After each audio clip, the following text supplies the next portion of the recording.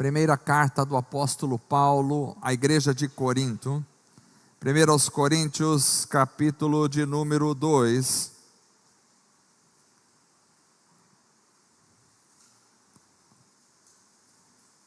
Nós vamos ler o capítulo do verso 1 até o verso de número 16.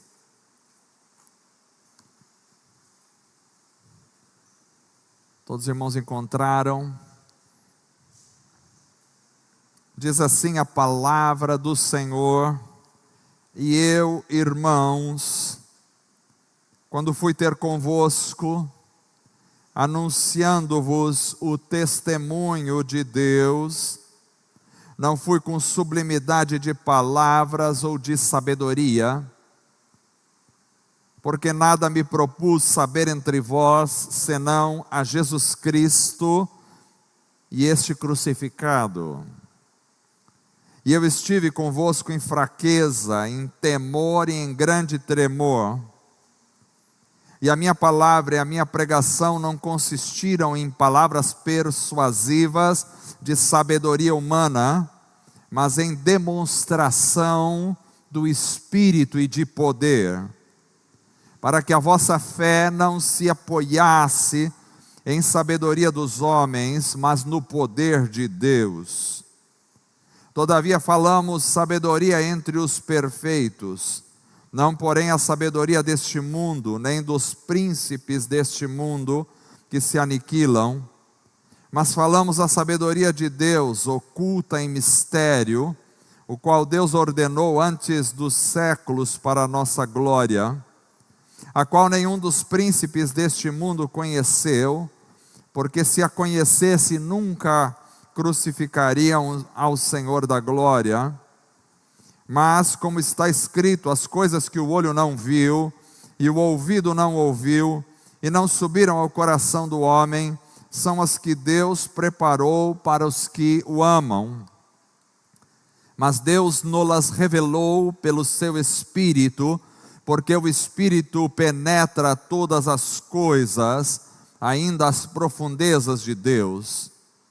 Porque qual dos homens sabe as coisas do homem, senão o Espírito do homem que nele está? Assim também ninguém sabe as coisas de Deus, senão o Espírito de Deus.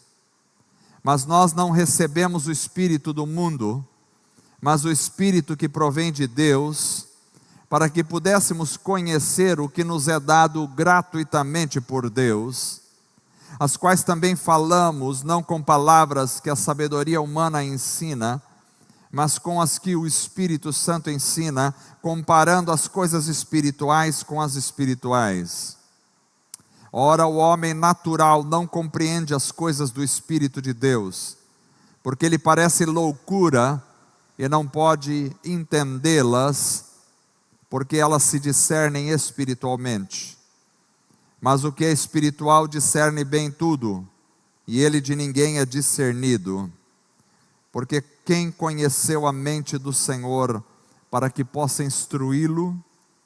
Mas nós temos a mente de Cristo. Amém. Graças a Deus. Vamos orar mais uma vez. Convido vocês para esse momento de oração. Vamos colocar a vida do irmão Luiz, esposo da irmã Germina, em oração. Não está muito bem de saúde. Também o Tomás, a Cleide, a Denise, esposa do irmão Tomás, a Cleide, esposa do pastor Marcos. Vamos orar por todos que estão enfermos e aqueles que não puderam estar conosco esta noite também. Senhor Deus, graças te damos, Senhor, por tudo que o Senhor tem nos dado. Obrigado pela tua presença maravilhosa em nosso meio. Obrigado pelo privilégio de cantarmos, exaltarmos o teu nome, louvarmos o teu nome esta noite, ó Deus. Sabemos que tu és poderoso, que tu estás presente, que a tua palavra é a verdade, Senhor, que nada pode, Senhor, nada pode ir contra a tua palavra, porque a tua palavra é eterna eterna, e só o Senhor tem palavras de vida eterna para o nosso coração. Senhor, colocamos agora a vida dos nossos irmãos que foram mencionados aqui esta noite nas tuas mãos, ó Deus. Estenda as tuas mãos para curá-lo, ó Deus, para curar o irmão, Senhor, esposo da irmã Germina, irmão Luiz. Estenda as tuas mãos para livrá-lo, Senhor, de toda aquela enfermidade. Também colocamos a vida da Cleide, a vida do Tomás, a vida da Denise nas tuas mãos. Estenda as tuas mãos poderosas. O Senhor é poderoso para curar, para transformar, para libertar, para dar vida, Senhor. Deus, pedimos por todos os demais irmãos que esta noite não puderam estar presentes na reunião da igreja, ó Deus, para louvar o teu nome, mas alcance-os onde estiverem, Senhor. Abençoa os irmãos que nos acompanham pela internet esta noite também, que eles sejam tocados pelo poder do teu Espírito. Senhor, também a todos que aqui estão, Senhor, queremos ser, ó Deus, transbordados pela tua presença essa noite. Queremos ser tocados pelo poder do teu Espírito Santo. Queremos ser transformados. Senhor, age em nossa vida através desta palavra, que ela venha falar profundamente ao nosso coração, que ela venha transformar a nossa vida, que ela venha, Senhor, encontrar um lugar na nossa alma. Senhor, que toda a obra do inferno seja destruída em nome de Jesus, e que toda a obra de Satanás caia por terra, para a glória do Senhor Jesus. Age em nossa vida, Senhor, fortalecendo, revigorando, ensinando, dimensionando a nossa vida, dando, Senhor, uma direção, porque a tua palavra é lâmpada para os nossos pés e é luz para o nosso caminho. E que tudo seja para a glória, para a honra e para o louvor de Cristo Jesus somente, hoje e eternamente. Amém, Senhor. Amém, Jesus. Graças a Deus. Amados irmãos, essa noite eu quero trazer uma mensagem para o coração de todos nós. Uma mensagem que fale sobre a palavra que nos alimenta. A palavra que nos alimenta. A geração em que vivemos é uma geração de muitas facilidades. Hoje nós temos inúmeras mensagens pregadas na internet. Mensagens que atendem a todos os gostos e a todos os padrões. Você pode escolher, é só digitar qualquer texto aí, bíblico, na internet, e vai aparecer lá dezenas, centenas ou até milhares de mensagens, de vídeos, de pregadores. Nunca talvez se teve tanto acesso a pregações, tanto acesso a estudos bíblicos, tanto acesso a pregadores e a cultos, como temos hoje, principalmente de forma online. Se você entrar no domingo assim, no YouTube, no Facebook, ali nas mídias sociais, Instagram, você vai encontrar igrejas online, ao vivo, em muitos lugares. E aí eu começo a me questionar qual tem sido o resultado disso na nossa geração. Será que as pessoas têm melhorado como pessoas, espiritualmente falando? Será que está tendo um avivamento? Será que está havendo arrependimento de pecado? Será que está havendo vida de santidade em geral?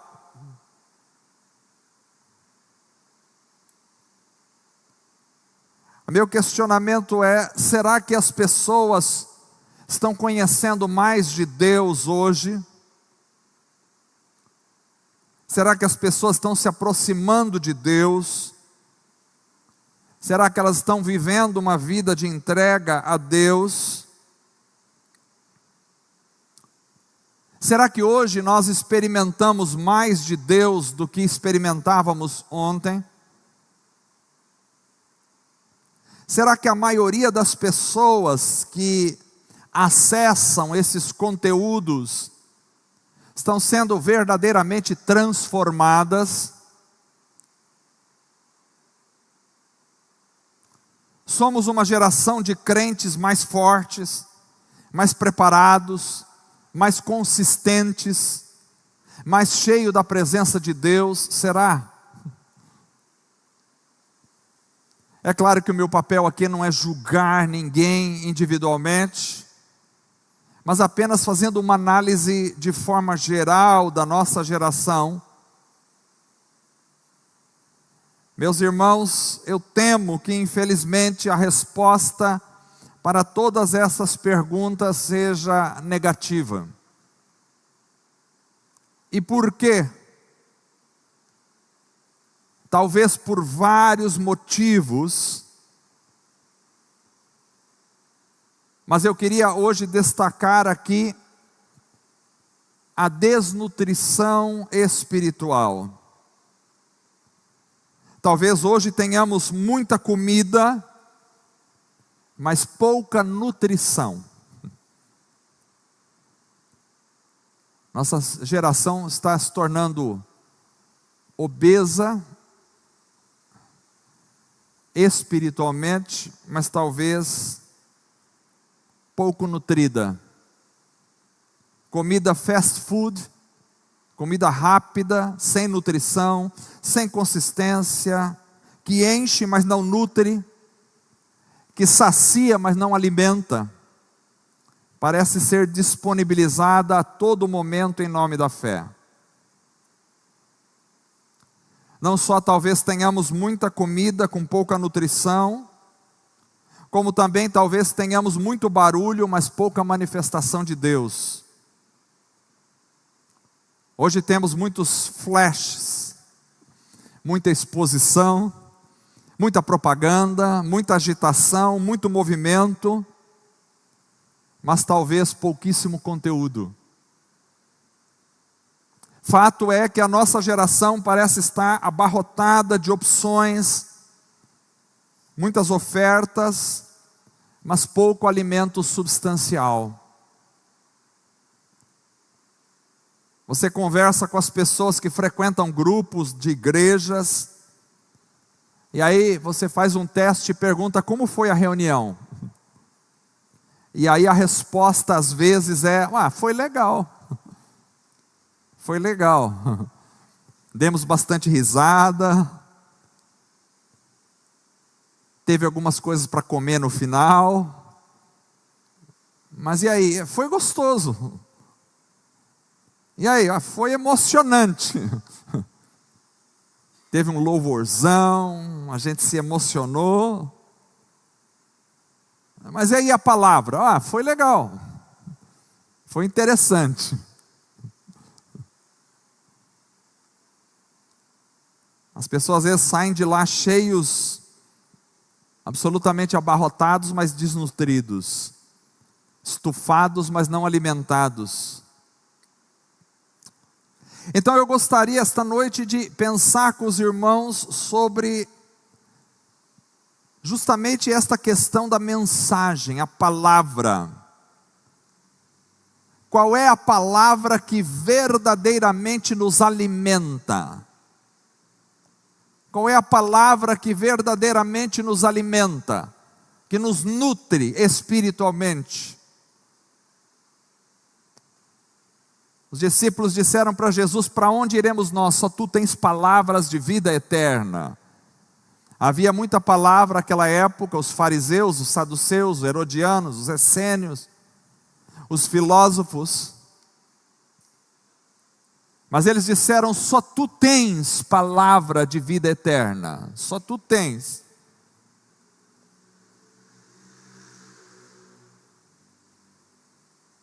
Então, pensando nesse texto que nós lemos do apóstolo Paulo, eu gostaria de chamar a atenção dos irmãos para alguns elementos fundamentais para a composição de uma mensagem que nos alimente. Quais são os elementos fundamentais para a composição de uma mensagem que realmente traga nutrição espiritual para a nossa vida? Primeiro, a mensagem que nos alimenta, ela precisa ser totalmente, absolutamente, inteiramente cristocêntrica. Paulo diz pelo Espírito Santo, nos primeiros 2 versos que lemos: e eu, irmãos, quando fui ter convosco, anunciando-vos o testemunho de Deus, não fui com sublimidade de palavras ou de sabedoria. Ele está falando da mensagem que ele foi pregar lá. E ele disse: eu não fui com sublimidade de palavras ou de sabedoria, porque nada me propus saber entre vós, senão a Jesus Cristo e este crucificado. Vejam que ele não diz que ele foi lá para contar histórias, ele não diz que ele foi lá para fazer os irmãos sorrirem, mas ele esteve lá e ele não se preocupou com outra coisa a não ser Cristo e Cristo crucificado. Ou seja, ele disse não às técnicas humanas, ele disse não às estratégias de sabedoria humana, ele disse não aos discursos bem elaborados, provindos de uma oratória impecável. Ele disse não às construções filosóficas, psicológicas ou até mesmo apelativas do discurso. Ele disse não a tudo isso. Mas Paulo trazia uma realidade profunda e maravilhosa, porque ele não se propunha a saber nada entre os irmãos, senão a Jesus Cristo e esse crucificado, e esta é a mensagem que alimenta o coração humano, é esta mensagem. Ele traz a palavra da cruz, e nada seria mais importante, nada seria mais profundo, nada seria mais impactante na vida das pessoas, nada seria mais transformador do que a mensagem de Cristo e Cristo crucificado, porque esta é a mensagem que transforma a vida do ser humano.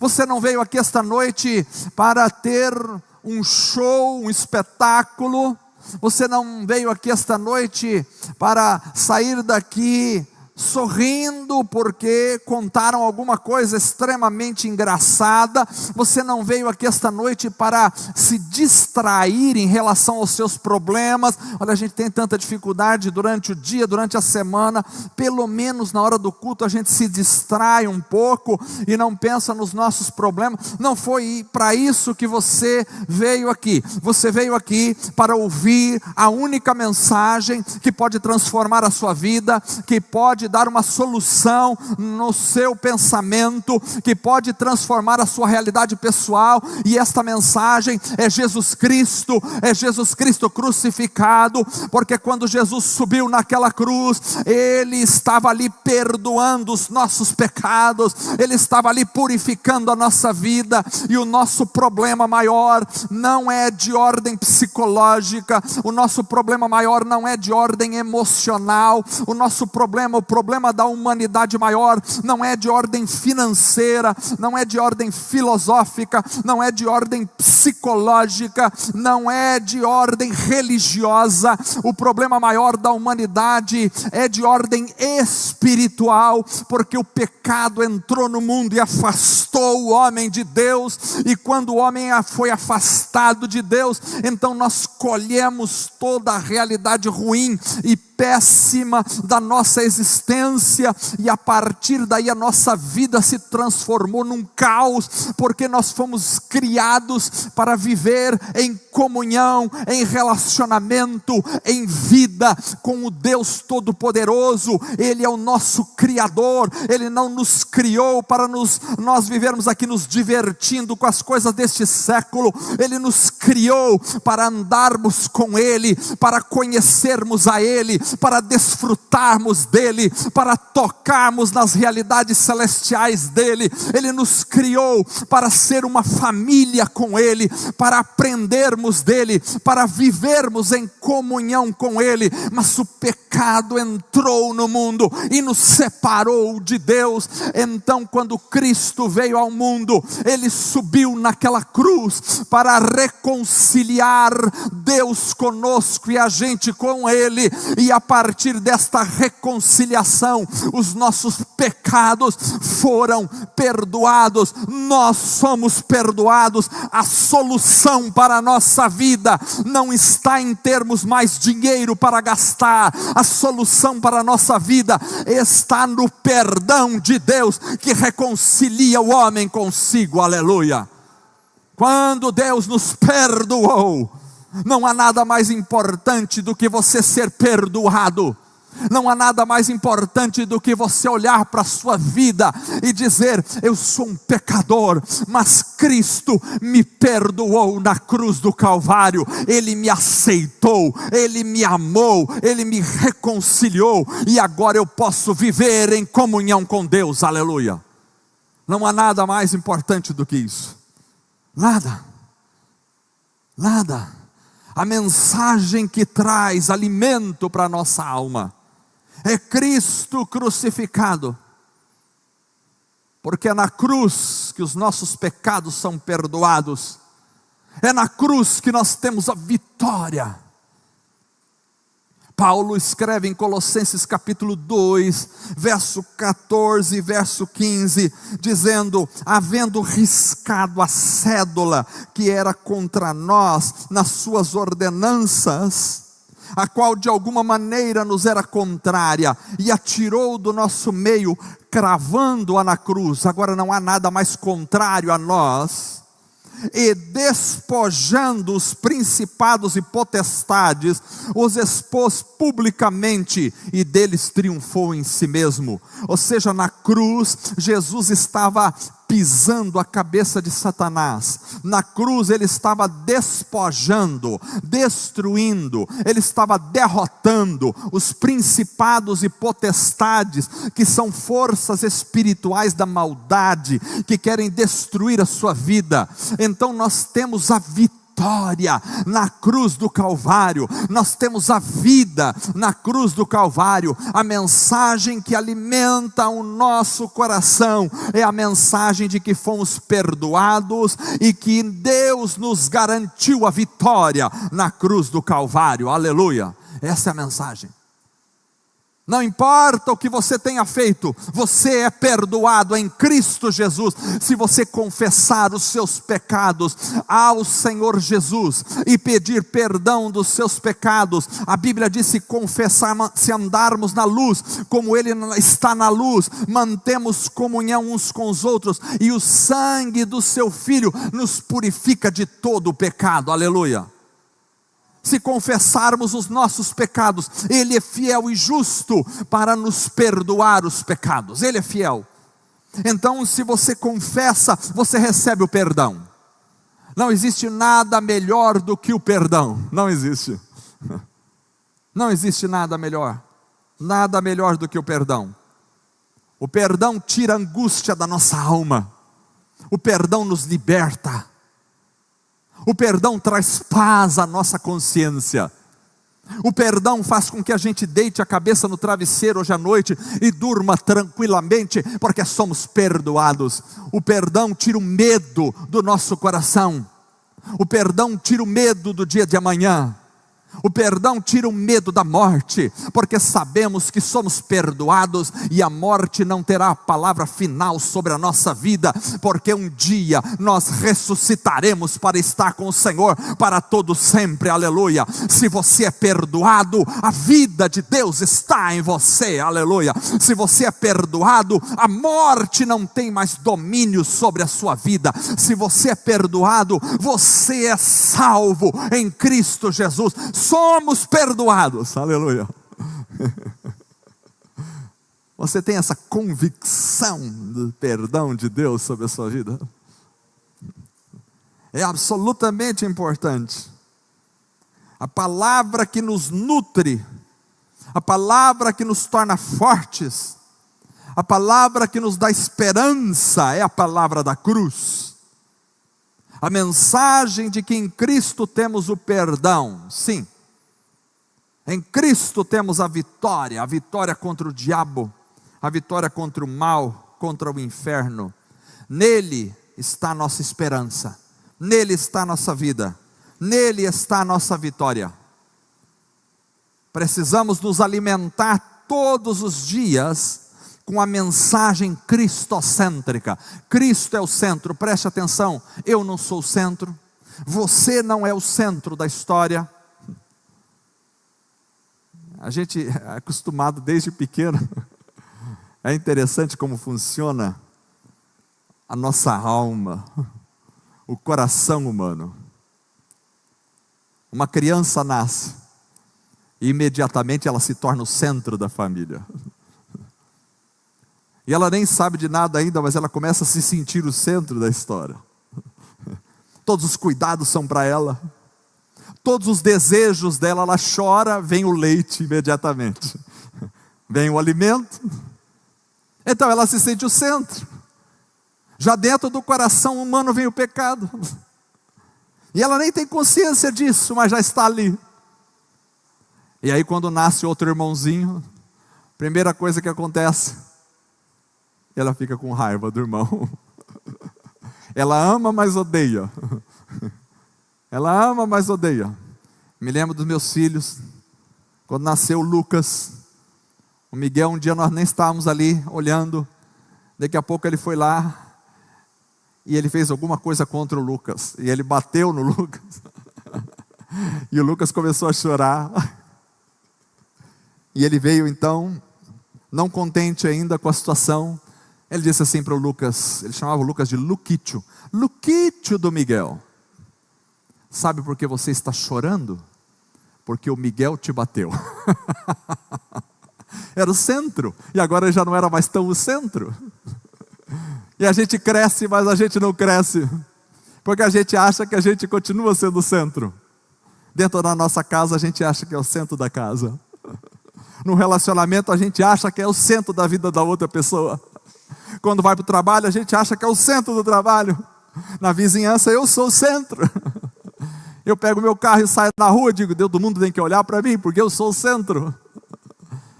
Mas a mensagem da cruz, você não é o centro, eu não sou o centro, o universo não gira em torno de nós, o universo gira pela mão poderosa do Senhor Jesus, Ele é o centro do universo, Ele é o centro da igreja, Ele é o centro da nossa vida. O centro da igreja não é o pastor é apenas mais um com vocês. O centro da igreja não é homem algum, a não ser o Senhor Jesus, o nosso Salvador. Ele é o centro da nossa vida.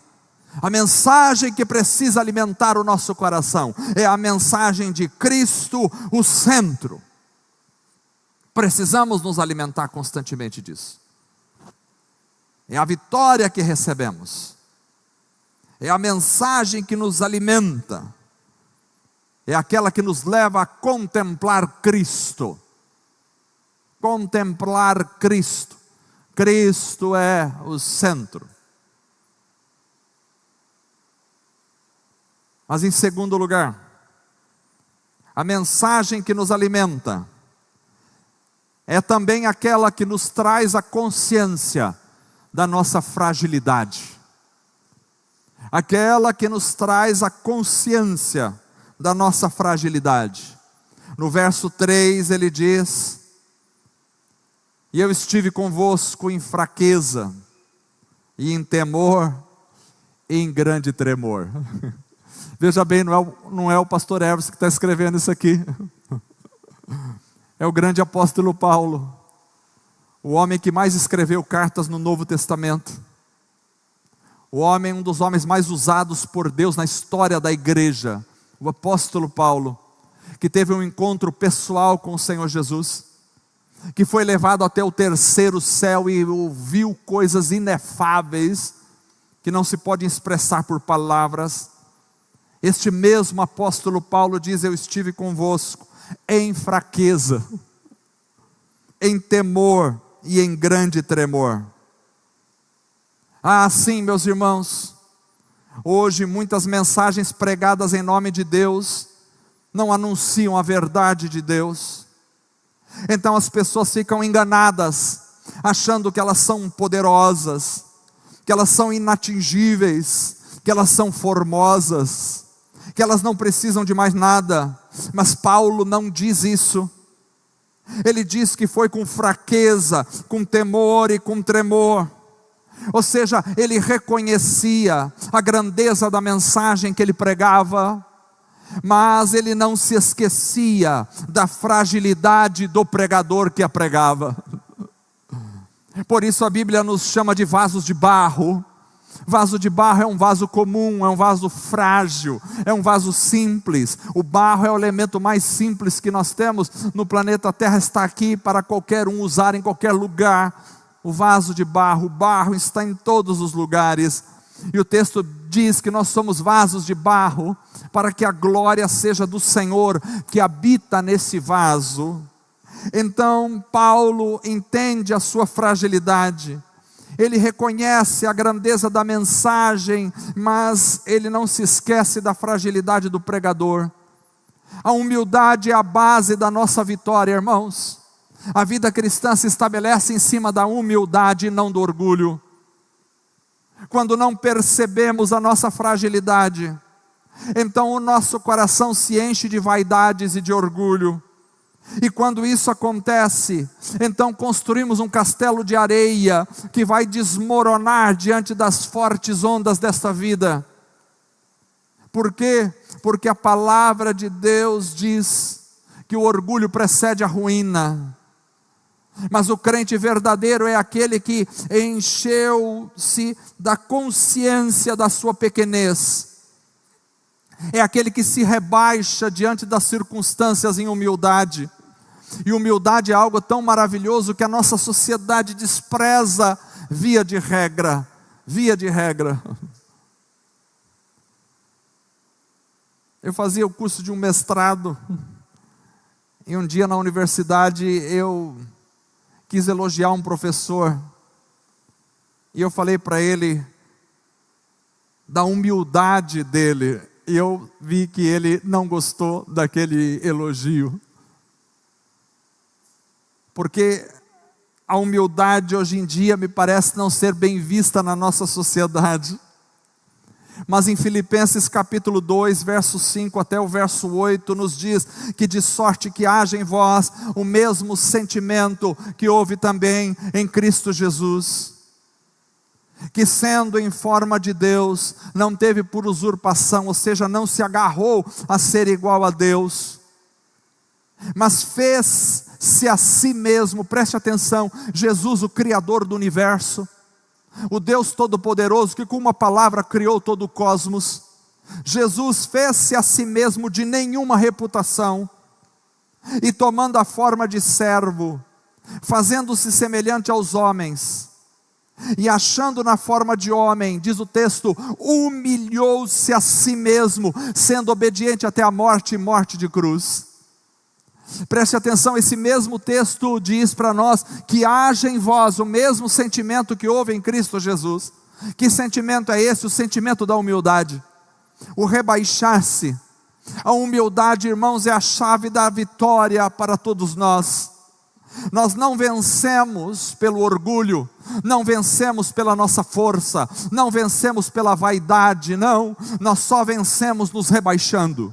Só vencemos nos humilhando, porque o orgulho sempre precede a ruína, mas a humildade A humildade é um arauto da vitória. Na humildade está a vida. Então a mensagem que nos alimenta é a mensagem que nos traz consciência da nossa fragilidade. Todos nós somos frágeis. Ninguém aqui é super-homem. Todos nós somos frágeis. Eu me lembro que um dos primeiros filmes que eu fui assistir, se não foi o primeiro, quando eu era uma criança, foi o Superman no cinema. E eu fiquei impactado com aquele Superman. Eu era uma criança, aquele homem que conseguiu fazer o tempo voltar atrás, quando ele deu voltas na terra com muita rapidez, e o tempo retrocedeu. Aquele homem que podia todas as coisas, que destruía os seus inimigos, era o Superman. E ele foi estrelado por um ator chamado Christopher Reeve. E eu fiquei impactado com aquele filme quando era criança. Mas um dia, eu lendo sobre Christopher Reeve, descobri que ele tinha sofrido um acidente, quando ele estava cavalgando. Ele caiu de um cavalo e quebrou a coluna cervical e ficou tetraplégico. E Christopher Reeve dizia, naquela entrevista, ele já faleceu, mas até então ele dizia naquela entrevista: eu choro todos os dias. A angústia do super-homem que não podia nem mais levantar um dedo sequer, porque todos nós somos extremamente frágeis. Todos nós somos frágeis. Todos nós somos dependentes de Deus. Todos nós somos dependentes da presença do Senhor.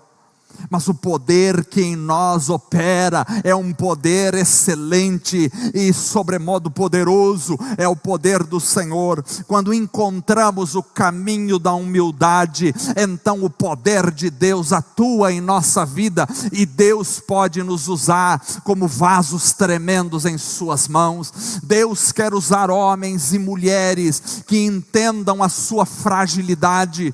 Paulo disse: estou entre vós como alguém que treme, como alguém que teme, como alguém que está em fraqueza, porque contempla a sua própria fragilidade.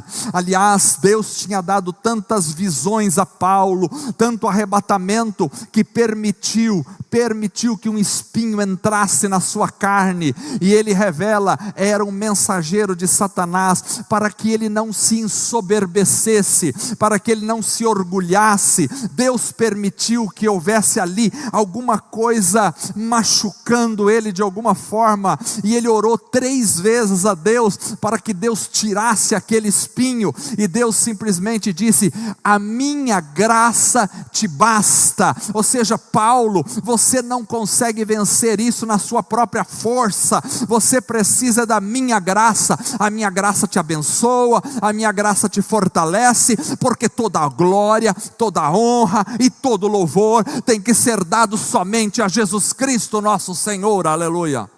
A humildade. Quando o orgulho entra no coração de um homem, ele destrói aquele homem, porque Satanás caiu do céu para a terra a partir do orgulho, e é o mesmo veneno que ele inoculou no coração humano lá no jardim do Éden, o orgulho. Deus sabe que no dia em que comeres desse fruto, serás como Deus, conhecedor do bem e do mal. Inoculou o veneno em Eva, e Eva passou o veneno para Adão e para todos os homens. Mas Jesus não venceu no orgulho, Jesus venceu na humildade, porque a humildade e a mansidão é uma característica do próprio Deus. Aleluia. No mundo orgulhoso, a única forma de você vencer é se rebaixando e imitando Jesus Cristo nosso Senhor. Aleluia. A mensagem que alimenta o coração de um homem Não é a mensagem que lhe diz mentiras, que diz que você é todo poderoso, que você vai conseguir, que você vai conquistar, que você vai ter aquilo que você quer, que você vai alcançar todos os patamares que você sonhou para a sua vida. Não, essa mensagem não é verdadeira. A mensagem do Evangelho é a mensagem que você é pó, que você é um vaso de barro, que você é frágil, mas existe um Deus todo-poderoso, existe o Senhor dos céus e da terra, e este Senhor, se for o seu Senhor, então nele você é mais do que vencedor. Aleluia. Deus pega vasos frágeis e os usa poderosamente para que a glória seja dele. Quando você lê a história de Israel, Deus diz para Israel: não pense vocês que eu escolhi vocês porque eram as nações mais poderosas. Não, não. Naquela época a nação mais poderosa era o Egito. Deus chama Israel bichinho de Jacó, vermezinho.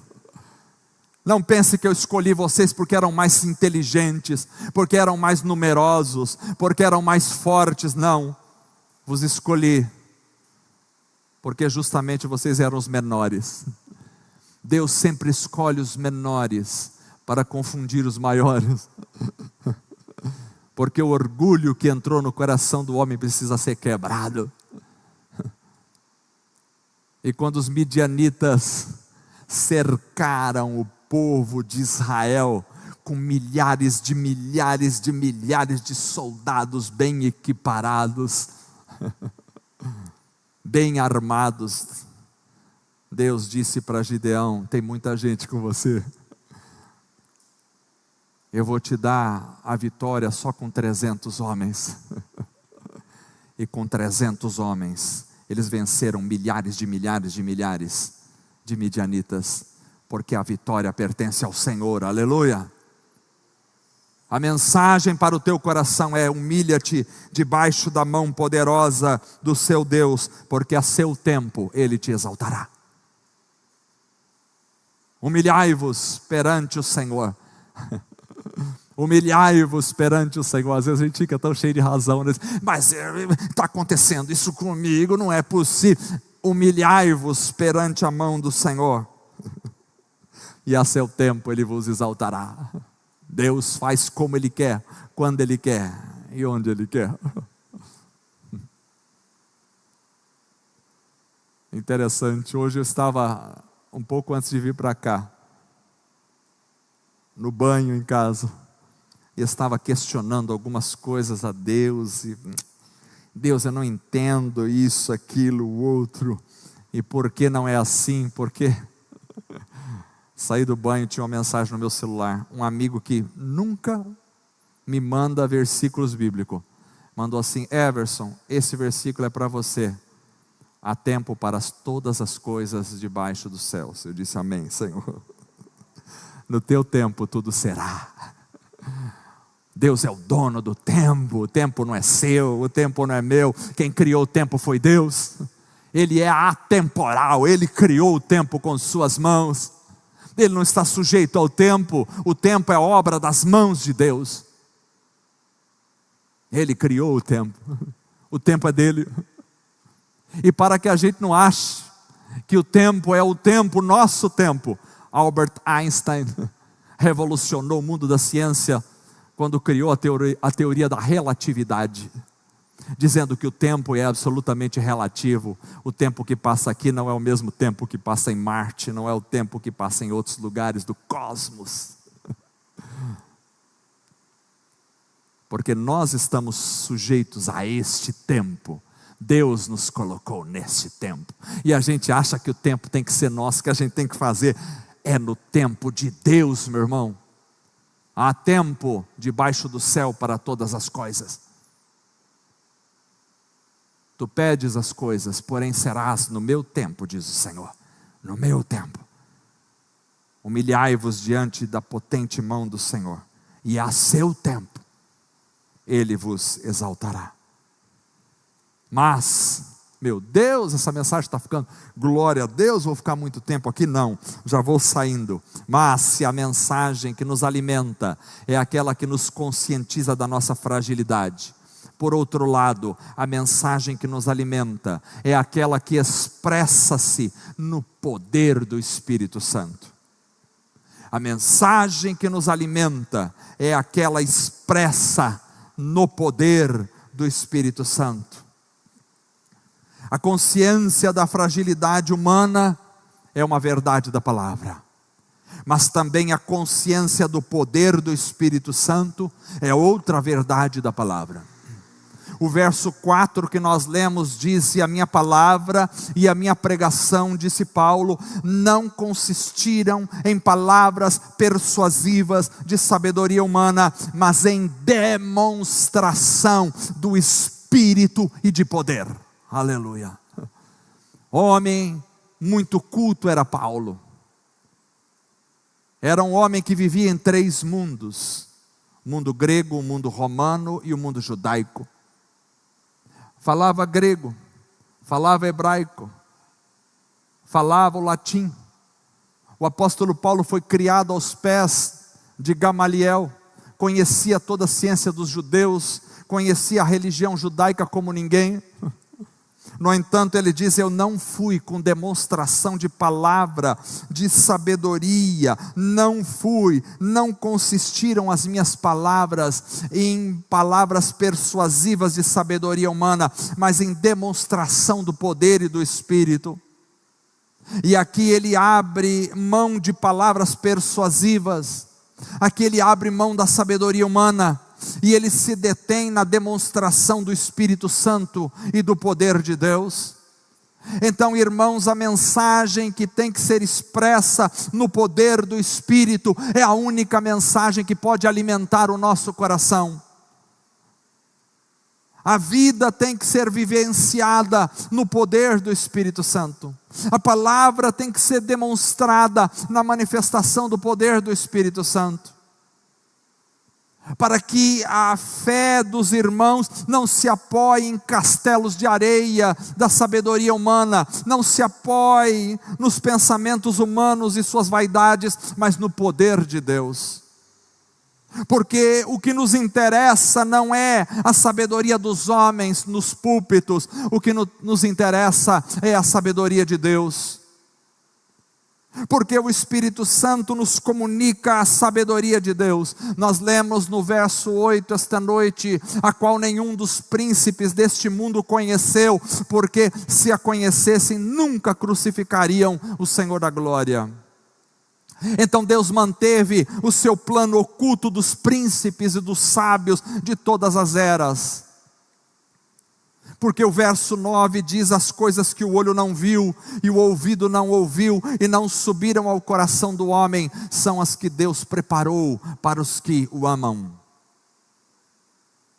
Palavras de poder. O que falta hoje, talvez nos púlpitos, seja o poder do Espírito Santo.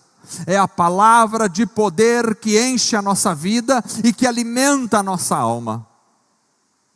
Devemos rejeitar qualquer palavra que seja vazia, por mais culta, por mais sábia, por mais inteligente que seja um pregador, por mais culto e elaborado que seja um sermão, um discurso, se ele não tiver o poder do Espírito Santo, ele não alimenta a nossa alma, não alimenta.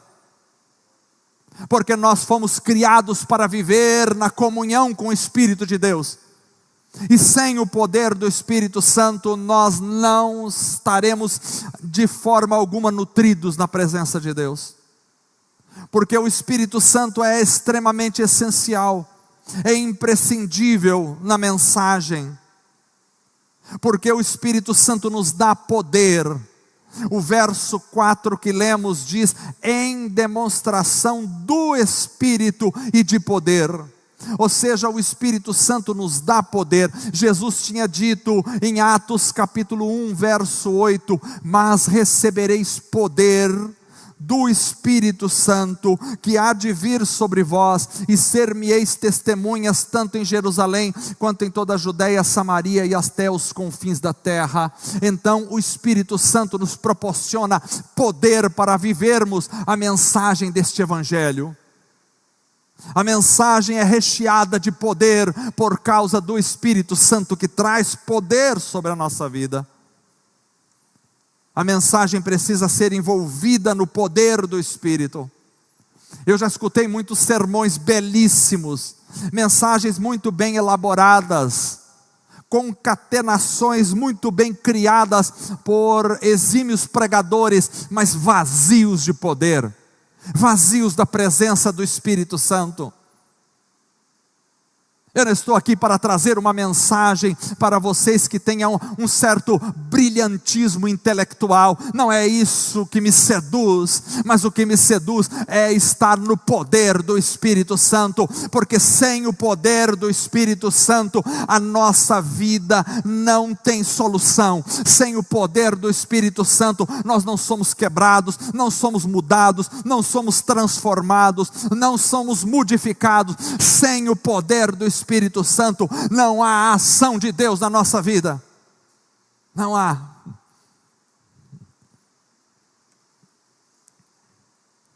Poder do Espírito Santo.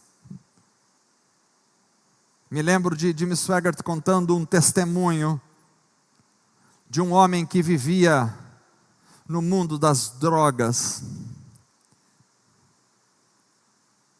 Ele era um homem que tinha muitas posses e corria para todos os lados, mas vivia no mundo das drogas, e a família o abandonou e todos o abandonaram. E ele andava sempre com uma porção de drogas no carro, porque ele dizia: um dia eu vou me suicidar com as drogas. Mas antes de se suicidar, ele disse: eu quero conhecer um pouco da mensagem do Evangelho. E ele foi ao encontro de alguns pregadores. E alguns homens ministraram uma palavra para ele, mas uma palavra que não tinha poder. E não houve transformação. E depois de passar por todos e por muitos pregadores famosos, finalmente uma noite ele decidiu: eu vou me matar. E ele entrou no carro e ele disse: agora eu vou procurar um lugar onde eu possa parar o meu carro, e ali eu vou então injetar a droga no meu organismo, e ali eu vou morrer. E quando ele estava procurando um lugar para parar o carro, de repente ele viu, eram umas 10 horas da noite, e havia uma luz em um prédiozinho. Era uma pequena igreja simples, num bairro escanteado da cidade, numa favela. E estava havendo culto ali. E aquele homem entrou naquela igreja e sentou no último banco, e o pregador saiu dali e foi ao encontro dele e disse: o que podemos fazer para te ajudar? E ele disse: eu sou um homem viciado em drogas. E eu já passei por muitos lugares e nada me ajudou. Eu quero saber, vocês podem fazer alguma coisa por mim? O homem pregador disse: você veio ao lugar certo. Vem à frente, Cristo vai te libertar. E quando aquele homem levantou-se, começou a andar pelo corredor daquela igreja, ele caiu no chão estatelado, porque o poder de Deus o atingiu, e os irmãos oraram com ele, e naquela noite ele foi liberto completamente das drogas, ele foi salvo em Cristo Jesus, ele foi cheio do poder do Espírito Santo.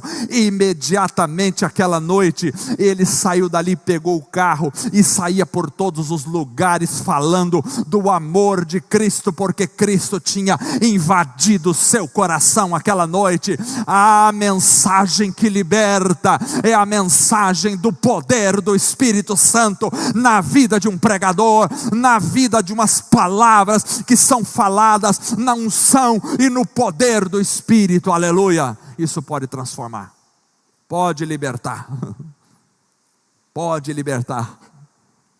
O Espírito Santo nos dá poder. O Espírito Santo é imprescindível, porque não só o Espírito Santo nos dá poder, mas também o Espírito Santo nos revela as profundezas de Deus. O verso 10 e o verso 11 diz: mas Deus nos revelou pelo seu Espírito, porque o Espírito penetra todas as coisas, ainda as profundezas de Deus. Porque qual dos homens sabe das coisas do homem, senão o Espírito do homem que nele está? Assim também ninguém sabe as coisas de Deus, senão o Espírito de Deus. Então as coisas de Deus, as profundezas de Deus, são reveladas pelo Espírito de Deus. Existem muitas mensagens baseadas na sabedoria do homem. Estas mensagens, por mais elaboradas, por mais profundas que possam parecer, são na realidade rasas e sem efeito espiritual. Mas a mensagem envolvida no poder do Espírito Santo, ela traz a revelação das profundezas de Deus. O Espírito nos fala das profundezas de Deus. Então essa é a mensagem que nos alimenta.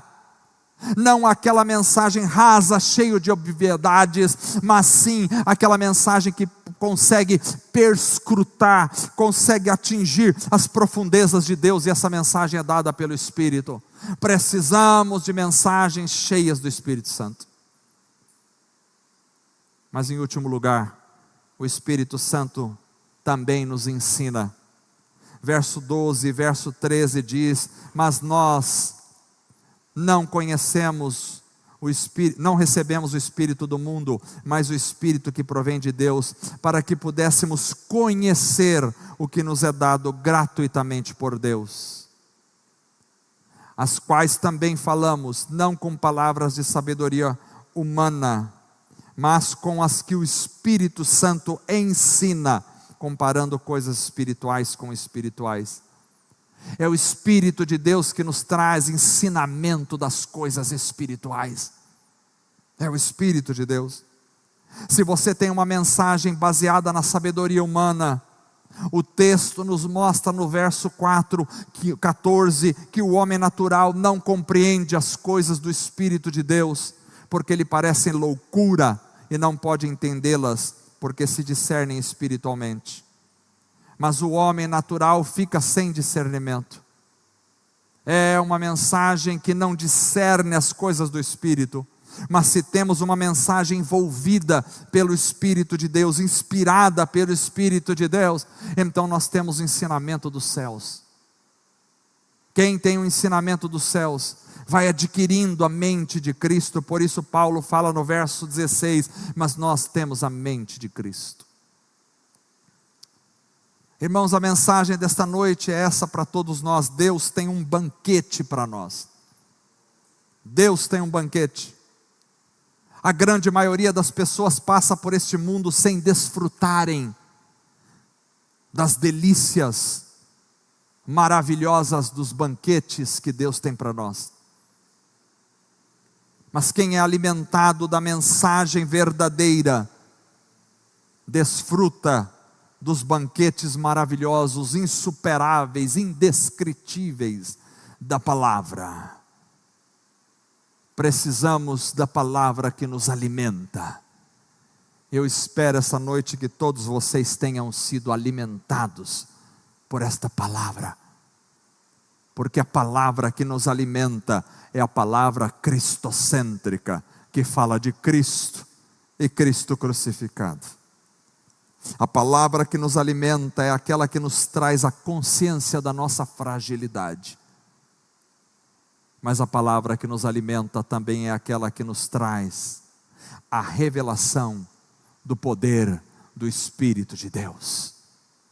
Ela é expressa no Espírito, ela é inspirada pelo Espírito, ela é construída no Espírito, ela é pregada no Espírito, ela é ensinada no Espírito, ela atinge as profundezas de Deus pelo Espírito. Que Deus abençoe a todos vocês, que busquemos ser cheios do Espírito Santo. Vamos ficar em pé para orarmos esta noite.